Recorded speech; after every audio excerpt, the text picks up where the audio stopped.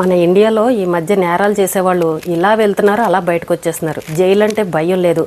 చిన్నపిల్లల మీద అన్యాయంగా వాళ్ళని ఏం చేసినా సరే ఏవో పెద్ద పెద్ద కేసులని పెడుతున్నారు. బయట లాయర్లు మాత్రం అమ్మో ఇలాంటి కేసు పెట్టారనంటే జీవితంలో వాడు బయటకు రాడు, లైఫ్ లాంగ్ అందులోనే ఉంటాడు, అవసరమైతే ఇంకా ఉరి శిక్షలు కూడా వేస్తారని బయట ఉన్న లాయర్లు అందరూ చెప్తారు. కానీ చక్కగా అత్తారింటికి వెళ్ళినట్టు వెళ్తున్నారు. మళ్ళీ ఎలా వచ్చేస్తున్నారో అర్థం కావట్లేదు. అంటే ఈ ట్రిక్ అంతా పోలీసుల చేతిలో ఉందా, లేకపోతే ఈ నేరాలు చేసిన వాళ్ళు ఎవరన్నా లాయర్లకి ఎక్కువ డబ్బు ఇచ్చి బయటకు వస్తున్నారా అనే విషయం కూడా అర్థం కావట్లేదు. వేలల్లో ఫైన్ కట్టించుకుని వాళ్ళకి బెయిల్ ఇచ్చేస్తున్నారు. చాలా సంవత్సరాలు జైల్లో ఉండాల్సిన వాళ్ళు కూడా అత్తారింటికి వెళ్ళినట్టు వెళ్తున్నారు, చక్కగా బయటకు వస్తున్నారు. పోనీ బయటకు వచ్చిన వాళ్ళు అయ్యో నేను తప్పు చేశాను కదా, ఇంకొకసారి ఇలాంటి తప్పు చేయకూడదు, జాగ్రత్తగా ఉందాం, లేదంటే మళ్ళీ జైలుకి వెళ్తామని అన్న భయం ఏమన్నా వాళ్ళల్లో ఉందంటే అదేమీ లేదు. చక్కగా కావాలని బయటకు వచ్చి ఇక్కడ ఎవరైతే కేసులు పెట్టారో ఆ కుటుంబంలో ఉన్న వాళ్ళని చంపేయడం, అలాగే వాళ్ళ భార్య పిల్లల్ని అందరినీ కూడా చంపేయడం. నా జీవితం సుఖంగా లేనప్పుడు వాళ్ళు కూడా సుఖంగా ఉండకూడదని చెప్పేసి ఇలా మొత్తం అందరినీ కూడా చంపేస్తున్నారు. నిన్న చూసాం కదా ఒక కేసు అయితే. లాస్ట్కి ఏం చేశాడు, వాడు కూడా ఒక సెల్ఫీ వీడియో తీసి నాకు జరిగిన అన్యాయం ఇది, ఒక అమ్మాయి నా వెనకాల పడింది, నేను బోల్డ్ అంత డబ్బు పెట్టి అప్పుల పాలు అయిపోయాను, చివరికి నా మీదే ఇలాంటి అన్యాయంగా కేసులు పెట్టారు, అందుకే నాకు ఇంకా కోపం వచ్చింది, అందరినీ లేపేశానని సింపుల్గా 2 ముక్కలు సెల్ఫీ వీడియో తీసేసి వాడు ఏదో పురుగుల మందు డబ్బా తెచ్చుకొని మింగేసి మొత్తానికి చచ్చిపోయాడు. అయిపోయింది. ఇక చూడండి, వాడు చేసిన పనికి 2 కుటుంబాలు అన్యాయంగా పోయాయి కదా. వాడి కన్నా పిల్లలు, పైగా భార్య, వాళ్ళను కూడా చంపేశాడు. కొంతమంది ఏంటంటే ఇలా సైకోలాగా తయారవుతూ ఉంటారు. ఇప్పుడు మనం వైష్ణవి కేసును కూడా చూసాం. ఆ తల్లిదండ్రులు ఎంత ఫైట్ చేస్తున్నారో ఇప్పటికి కూడా ఆ కుటుంబానికి న్యాయం అయితే జరగలేదు. వాడు జైల్లో ఉన్నాడు, ఏదో ఒక రోజున బెయిల్ తీసుకుని బయటకు వస్తాడు.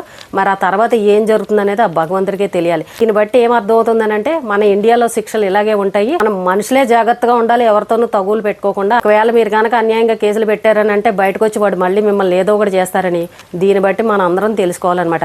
ఇప్పుడు ఆడవాళ్ళని చూస్తున్నాం, ఎంతమంది ఆడవాళ్ళు ఎన్ని రకాల ప్రయోగాలు చేసేస్తున్నారండి మగవాళ్ళ మీద. భర్తల్ని ఎన్ని రకాలుగా ప్లాన్లు వేయాలో అన్ని రకాలుగా వేసేస్తున్నారు. మిక్సీలో వేసేస్తున్నారు, డ్రమ్ముల్లో వేసేస్తున్నారు, గ్యాస్ సిలిండర్లో పెట్టేస్తున్నారు, ఇంట్లో గచ్చులు పగలగొట్టి టైల్స్ పగలగొట్టి పూడ్చి పెట్టేస్తున్నారు, ఆర్బికలు లెక్కిచ్చేస్తున్నారు, ఇంజక్షన్లు లెక్కిచ్చేస్తున్నారు. ఇంకా 1 కాదు 2 కాదు, ఎన్ని ప్రయోగాలు ఉన్నాయో అన్ని ప్రయోగాలు మన ఆడవాళ్ళు చేసేస్తున్నారు. అయ్యో నేను జైలుకి వెళ్తానేమో, తర్వాత నా పరిస్థితి ఏంటని ఎక్కడా ఆలోచించట్లేదు. చక్కగా జైలుకి వెళ్తారు, తర్వాత కొన్ని రోజుల తర్వాత బెయిల్ మీద వస్తారు.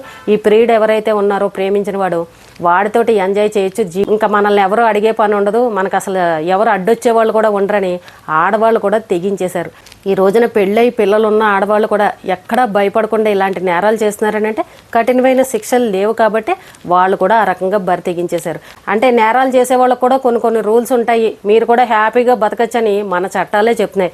ఇప్పుడు చూడండి, వైజాగ్ గాయత్రి ఆ అమ్మాయి విషయంలో కూడా పాపం మా తల్లిదండ్రులు ఎంత పోరాటం చేశారు. పాపం అక్కడ వరకు ఆ ముసోరి ప్రాంతానికి కూడా వెళ్ళి అన్నీ చెక్ చేశారు. ఎంతమంది పోలీసుల చేత రికమెండేషన్లు చేస్తే కానీ అతను పట్టుకుని అరెస్ట్ చేయలేదు. సరే తీరా అరెస్ట్ చేశారు, బాగానే ఉంది. అతనికి శిక్ష పడుతుందా? అక్కడ ముందుగానే లాయర్లు పెట్టేసుకున్నాడు, మరి తల్లిదండ్రుల మీద కేసులు పెట్టారు. మరి వీళ్ళందరూ ఎంతో కొంత ముట్ట చెప్పుకుని మొత్తానికి బెయిల్ మీద బయటకు వచ్చేస్తారు. ఆ కేసుల దారిని అవి నడుస్తూ ఉంటే వీళ్ళ పనులు వీళ్ళు హ్యాపీగా చేసుకుంటారు, ఇంట్లో సంతోషంగా ఉంటారు. ఎవరికి కఠినమైన శిక్షలు పడినట్టు పోలీసుల చుట్టూ తిరిగి వీళ్ళు న్యాయం కోసం తిరుగుతున్నారు. కానీ అరెస్ట్ చేసామని అరెస్ట్ చేస్తారు, వాళ్ళని తీసుకువెళ్ళి జైల్లో పెడుతున్నారు. ఆ తర్వాత ఏం జరిగిందనేది అసలు 3వ కంటికి కూడా ఎవరికి తెలియదు. ఈ న్యూస్ ఛానల్స్ వాళ్ళు కూడా అవతల వాళ్ళు లోపల ఉన్న వాళ్ళు ఏమయ్యారు, ఎప్పుడు బయటకు వచ్చారు అన్న విషయం కూడా ఎవరికి కనబడినవరు, ఎవరికి తెలియనివరు. స్టడీ చప్పుడు కాకుండా ఈ అడ్రస్ లేని చోటకు వెళ్ళి హ్యాపీగా బతుకుతారనమాట. అది జరుగుతున్న విషయం. మన ఇండియాలో ఏంటంటే ఎంత పెద్ద నేరం చేసినా సరే అత్తారింటికి వెళ్ళినట్టు చక్కగా హ్యాపీగా వచ్చేయచ్చు. అందుకే బయట ఇన్ని జరుగుతున్నాయి. ఎవరన్నా దేనికన్నా భయపడుతున్నారా? మొన్న కూడా చూసాం, ఒక మంత్రి కొడుకు ఏం చేశాడో, ఆ అబ్బాయి లోపలికి వెళ్ళాడు, ఎగ్జామ్స్ రాయాలని అంటే వారం రోజులు బెయిల్ మీద బయటకు పంపించారు. తర్వాత మళ్ళీ బెయిల్ వచ్చింది, మళ్ళీ బయటకు వచ్చాడు. ఆ అబ్బాయి వెళ్ళి ఎన్నాళ్ళు అయిందండి? గట్టిగా వెళ్తే 3 నెలలు కూడా అయ్యిందో లేదో. చూసారా ఎంత ఈజీగా బయటకు వచ్చేసారో. అంటే మరి ఏంటో, అంటే ఇక్కడ పలుకుబడి అనుకోవాలా, మంచి లాయర్లు వాదించడం వల్ల, డబ్బు ఖర్చు పెట్టడం వల్ల ఏంటి విషయం అనేది ఆ దేవుడికే తెలియాలి. అంటే ఇక్కడ కఠినమైన శిక్షలు అనిపించే వాళ్ళు ఏంటంటే డబ్బు లేని వాళ్ళు, బాగా పేదరికంలో ఉన్నవాళ్ళు, పెద్ద పెద్ద లాయర్లు పెట్టుకోలేని వాళ్ళు ఉంటారు చూసారా.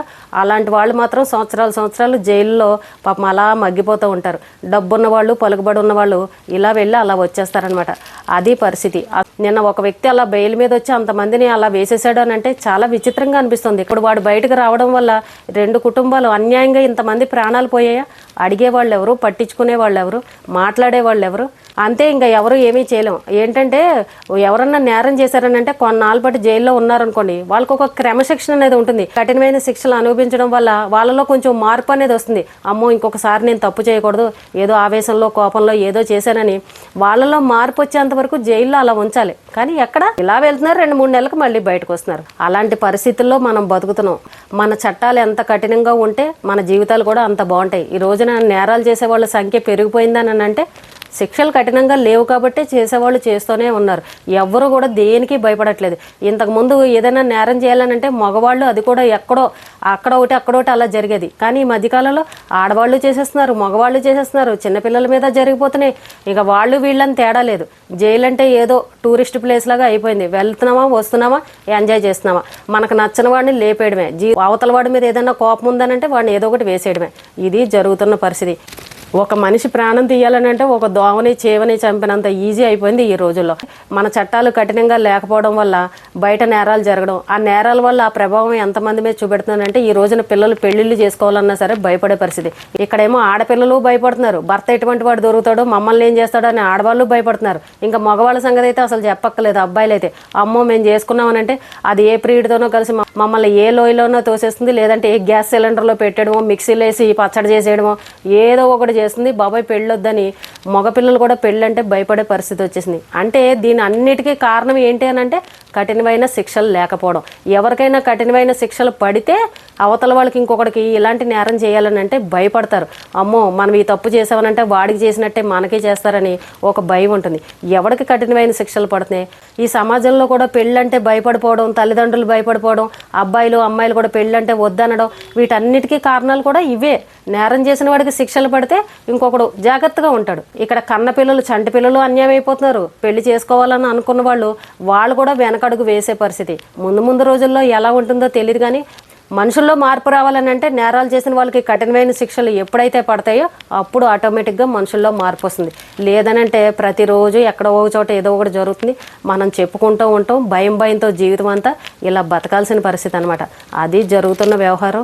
ఈ రోజున ఎలా అయిపోయిందనంటే చిన్నపిల్లల మీద నేరాలు చేసేవాళ్ళు కూడా ఇలా బెయిల్ మీద బయటకు వస్తున్నారని అంటే చాలా విచిత్రంగా అనిపిస్తుంది. వాళ్ళు డబ్బు ఖర్చు పెట్టారా, పలుకుబడి చూపించారా, ఏ కారణంగా అలాంటి వాళ్ళకి బెయిల్ వచ్చిందనేది ఆ భగవంతుడికే తెలియాలి. ఈ రోజున పవన్ కళ్యాణ్ గారు కూడా 2 తెలుగు రాష్ట్రాల ముఖ్యమంత్రులకి కూడా లేఖలు రాశారని అంటే ఇలాంటి వాళ్ళకి కఠినమైన శిక్షలు వేయండి, పిల్లల మీద కూడా ఇలా చేస్తున్నారు, ఇలాంటి వాళ్ళని వదలొద్దు అని చెప్తున్నారని అంటే పరిస్థితి ఎంత దారుణంగా ఉందో చూడండి. ఇక్కడ ఎవరు తప్పు అని అంటే ఎవరిని అనాలో కూడా అర్థం కావట్లేదు.